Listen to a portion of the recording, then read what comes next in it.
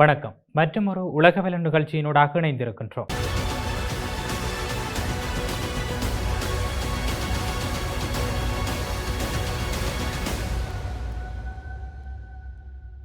உலக அரசியலில் மீண்டும் பதற்றத்தை அதிகரிக்கும் முக்கிய திருப்பங்கள் அரங்கேறி வருகின்றன. அமெரிக்காவுடனான இடைக்கால போர் நிறுத்த ஒப்பந்தம் குறித்து ஈரான் இன்னும் இறுதி முடிவை எடுக்காத நிலையில் பேச்சுவார்த்தைகள் தொடருமா என்ற கேள்வி எழுந்துள்ளது. மறுபுறம் பாரசீக வளைகுடாவில் சரக்கு கப்பல் மீது நடத்ததாக கூறப்படும் தாக்குதல்கள் சர்வதேச கடல் பாதுகாப்பு குறித்து புதிய அச்சங்களை ஏற்படுத்தியுள்ளது. அதே நேரத்தில் லெபனான் மீதான இஸ்ரேலின் தாக்குதல்களை நிறுத்துமாறு அமெரிக்க அதிபர் டொனால்ட் ட்ரம்ப் நேரடியாக அழுத்தம் கொடுத்ததாக வெளியாகியுள்ள தகவல்கள் மத்திய கிழக்கு அரசியலில் பரபரப்பை ஏற்படுத்தியிருக்கின்றன. ஈரான் அமெரிக்கா பேச்சுவார்த்தைகள், லெபனான் பதற்றம், இஸ்ரேல் நடவடிக்கைகள் மற்றும் பிராந்திய பாதுகாப்பை பாதிக்கும் சமீபத்திய முக்கிய தகவல்களை இந்த காணொளியில் விரிவாக பார்க்கலாம். அமெரிக்காவுடனான இடைக்கால போர் நிறுத்த ஒப்பந்தத்திற்கான ஈரானின் இறுதி வரைவு திட்டம் இன்னும் பரிசீலனையில் உள்ளது என்றும் அது இன்னும் மத்தியஸ்தர்களுக்கு திருப்பி அனுப்பப்படவில்லை என்றும் அடையாளம் தெரியாத தகவல் அறிந்த வட்டாரத்தை மேற்கோள் காட்டி ஈரானின் செய்தி நிறுவனம் ஒன்று செய்தி வெளியிட்டிருக்கின்றது. ஈரானின் இறுதி வரைவு திட்டம் தெஹ்ரானில் இன்னும் விவாதத்தில் உள்ளது. மேலும் இதுவரை எந்த அதிகாரப்பூர்வ பதிலும் அளிக்கப்படவில்லை என்று அந்த வட்டாரம் கூறியதாக ஒரு செய்தி நிறுவனம் தெரிவித்துள்ளது. அமெரிக்காவின் வாக்குறுதிகளை நிறைவேற்ற தவறிய வரலாறு மற்றும் ஈரானின் இறுதி வரைவு திட்டம் தெஹ்ரானில் இன்னும் விவாதத்தில் உள்ளது. மேலும் இதுவரை எந்த அதிகாரப்பூர்வ பதிலும் அளிக்கப்படவில்லை என்று ஒரு செய்தி நிறுவனம் கூறியுள்ளது. அமெரிக்காவின் வாக்குறுதிகளை நிறைவேற்ற தவறிய வரலாறு மற்றும் நீண்டகால அவநம்பிக்கை ஆகியவை ஈரானை இந்த விஷயத்தில் மிகுந்த எச்சரிக்கையுடன் அணுக தூண்டியுள்ளது என்றும் அது குறிப்பிட்டிருக்கின்றது. சாத்தியமான எந்த ஒரு ஒப்பந்தங்களிலிருந்தும் ஈரான் உண்மையான மற்றும் உறுதியான பலன்களை எதிர்பார்க்கிறது என்று அந்த செய்தி நிறுவனம் தெரிவித்திருக்கின்றது.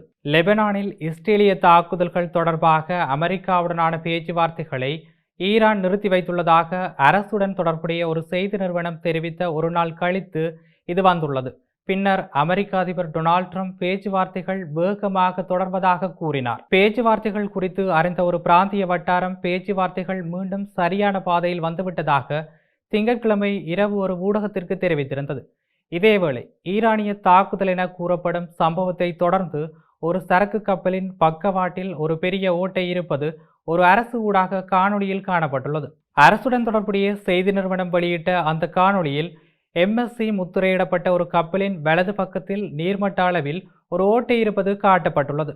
ஈரானின் புரட்சிகர பாதுகாப்பு படையினர் தங்கள் MSC சரிஸ்கா என அடையாளம் காட்டிய ஒரு கப்பலை ஈரானின் புரட்சிகர பாதுகாப்பு படையினர் தாங்கள் MSC சரிஸ்கா என அடையாளம் காட்டிய ஒரு கப்பலை தாக்க ஏவுகணையை பயன்படுத்தியதாக திங்கட்கிழமை பிற்பகுதியில் கூறியிருந்தார். இப்பகுதியில் கப்பல் போக்குவரத்தை கண்காணிக்கும் கடல்சார் ஆணையமான UKMTO ஈராக்கின் உம்கஸ் துறைமுகத்திலிருந்து தென்கிழக்கே சுமார் 40 கடல் மைல் தொலைவில் உள்ள பாரசீக வளைகுடாவில் ஒரு கப்பல் தாக்கப்பட்டதாக முன்னதாக கூறியிருந்தது. கப்பலில் 2 வெடிப்புகளும் தீயும் ஏற்பட்டதாகவும் பின்னர் அது அணைக்கப்பட்டதாகவும் UKMTO கூறியது. மேலும் கப்பல் பணியாளர்கள் யாரும் காயமடையவில்லை என்றும் அது தெரிவித்தது. UKMTO அந்த கப்பலின் பெயரை வெளியிடவில்லை. ஆனால் கப்பல் கண்காணிப்பு தரவுகள் அதே பகுதியில் MSC சரிஸ்கா B இருப்பதை காட்டின. இது இப்படி இருக்க மத்திய கிழக்கின் தலைமுறையாக தொடரும் வெறுப்புகள் அமெரிக்க அதிபர்களுக்கு ஏன் அடிக்கடி துரோகம் செய்கின்றன என்பதை திங்கட்கிழமை காட்டியுள்ளது. லெபனானில் இஸ்ரேல் போர் நிறுத்தத்தை மீறியதாக கருதியதால் அமெரிக்காவுடனான பேச்சுவார்த்தைகளை நிறுத்திவிட்டதாக ஈரான் கூறியுள்ளது. டொனால்ட் ட்ரம்ப் அவசரகால ராஜதந்திரத்தை தொடங்கினார். இஸ்ரேலிய பிரதமர் பெஞ்சமின் நெதன்யாகுவை அழைத்து உரையாடினார். அந்த உரையாடல் கசப்பானதாக மாறியது. லெபனானில் திட்டமிடப்பட்ட தாக்குதல்களுக்கு தனது அதிருப்தியை வெளிப்படுத்த அமெரிக்க அதிபர் தகாத வார்த்தைகளை பயன்படுத்தினார். சமீபத்திய ஆண்டுகளில் இடைவிடாத இஸ்ரேலிய தாக்குதல்களால் பலவீனமடைந்திருந்தாலும் லெபனானில் ஆழமாக வேரூன்றியிருக்கும் சியா போராளி குழுவும் அரசியல் வலையமைப்புமான ஹிஸ்புல்லா தெஹ்ரானின் பரந்த பிராந்திய லட்சியங்களில் ஒரு முக்கிய மையமாக தொடர்கிறது. வாஷிங்டனை போலல்லாமல் ஈரான் அமெரிக்க மற்றும் இஸ்ரேலிய நலன்களுக்கு இடையில் எந்த வேறுபாட்டையும் காண்பதில்லை. தற்போதைய போரை தொடங்கி அதன் முன்னாள் உச்ச தலைவர் அலி கமேனியை கொன்ற கூட்டு தாக்குதலை கருத்தில் கொண்டால் இது ஆச்சரியப்படுவதற்கில்லை. இது இப்படி இருக்க லெபனான் விவகாரம் தொடர்பான பேச்சுவார்த்தைகளில் இருந்து விலகுவதாக அச்சுறுத்திய பின்னர் ராஜதந்திரம் மீண்டும் சரியான பாதையில் சென்று கொண்டிருப்பதாக ஈரான் சமிஞ்சை அளித்துள்ளது. தெஹ்ரானுக்கும் வாஷிங்டனுக்கும் இடையிலான பேச்சுவார்த்தைகள் தொடர்வதாக ஈரானிய ஊடகங்கள் தெரிவித்துள்ளன.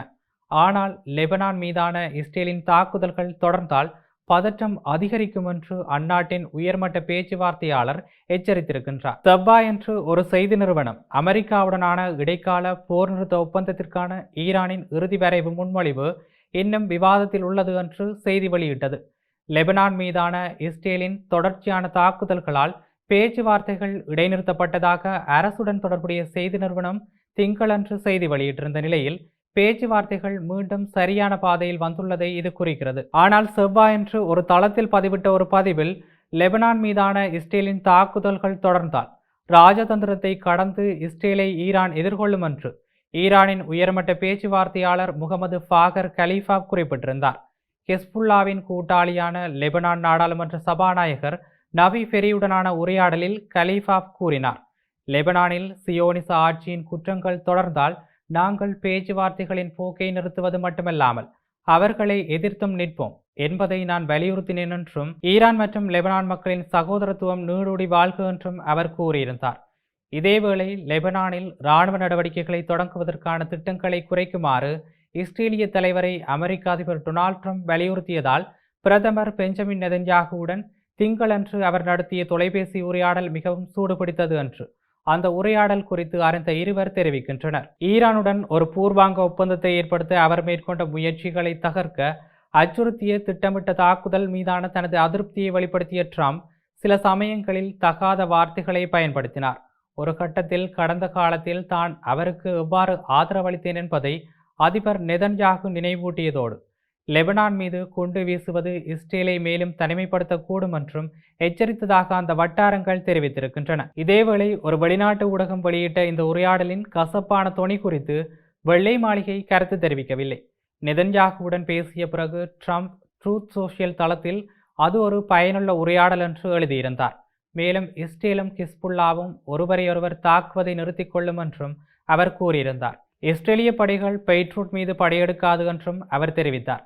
இஸ்ரேலிய இராணுவம் திட்டமிட்டபடி தெற்கு லெபனான் மீது தொடர்ந்து தாக்குதல் நடத்தும் என்று நெதன்யாகு தனது அறிக்கையில் தெரிவித்திருக்கின்றார். இது இப்படி இருக்க மொத்தத்தில் அமெரிக்காவுடனான இடைக்கால போர் நிறுத்த ஒப்பந்தம் குறித்து ஈரான் இன்னும் எச்சரிக்கையுடன் செயற்பட்டு வரும் நிலையில் லெபனான் மற்றும் பாரசீக வளைகுடாவில் உருவாகும் புதிய பதற்றங்கள் ராஜதந்திர முயற்சிகளுக்கு சவாலாக மாறியுள்ளன. பேச்சுவார்த்தைகள் மீண்டும் சரியான பாதையில் சென்று கொண்டிருப்பதாக தகவல்கள் வெளியாகினாலும் இஸ்ரேலின் தொடர்ச்சியான இராணுவ நடவடிக்கைகள் மற்றும் ஈரானின் கடுமையான எச்சரிக்கைகள் மத்திய கிழக்கின் நிலைமை இன்னும் நிச்சயமற்றதாகவே இருப்பதை காட்டுகின்றது. மீண்டும் மற்றொரு உலகவல நிகழ்ச்சியினூடாக சந்திக்கலாம். வணக்கம்.